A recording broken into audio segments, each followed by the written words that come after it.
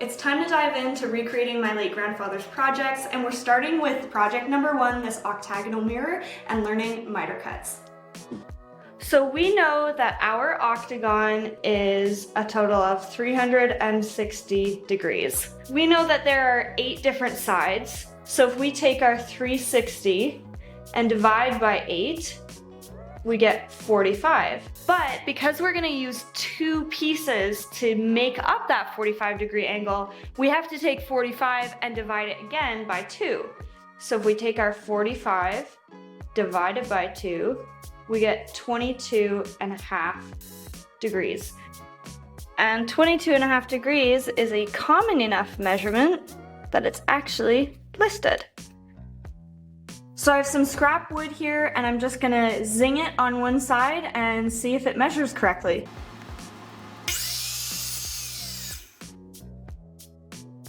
It should read 67.5. Because we need to account for the fact that the blade is normally set to what it calls 0, which is actually 90 degrees. So if we take 22.5 away from 90, we got 67.5. Okay, so we've got 67.7 now is what I have. Let's just try it and see if 0.2 degrees is gonna throw us off or not.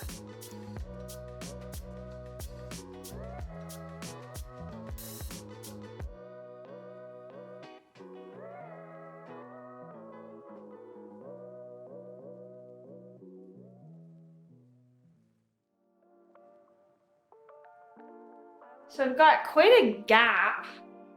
Let's see, are these all the same length? That's another question. Okay, so I've realized that my pieces aren't all cut to the same length, which is definitely gonna screw this up. So I think next time I'll use a stop block, but for today's experiment, I'm going to take my smallest piece and just do my best to match all of them to that smallest piece to at least get a better idea of whether this is an issue of length or an issue of angle. So I'm gonna do that quickly and I'll be right back.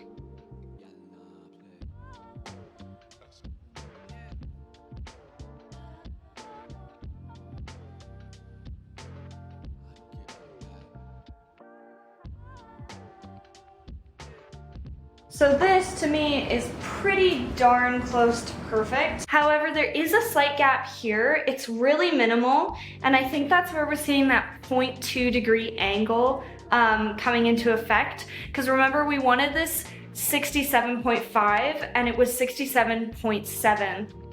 Okay, so even though there's a slight gap in my very last bit, I am really happy with how this test turned out. I'm definitely gonna need to look at using a stop block when I actually go to do my real cuts. The other thing I have to pay attention to is the accumulating error. So even though each cut was only off by 0.2 degrees, that accumulated across all of the cuts that I did and landed me with a decent little gap at the end. So I'm gonna have to make sure that my cuts are spot on. I suppose the other thing I could do, which might be considered cheating a little bit, is to cut 7 of my pieces as best as I possibly can, and then when it comes to the 8th one, see where I may be out a little bit and make up for it. Ideally, I won't have to do that and I'll get it spot on just from paying really close attention the first go around, but that is an option that I could look at if I need to. So that's it for the miter cut test. Thanks for joining me for the very first episode in the skill tree series. There is so much more to come. Check out my full video on the skill tree if you haven't already for a deeper dive into all of the projects and why I'm doing this. And I will see you next time. Happy building and don't be an asshole.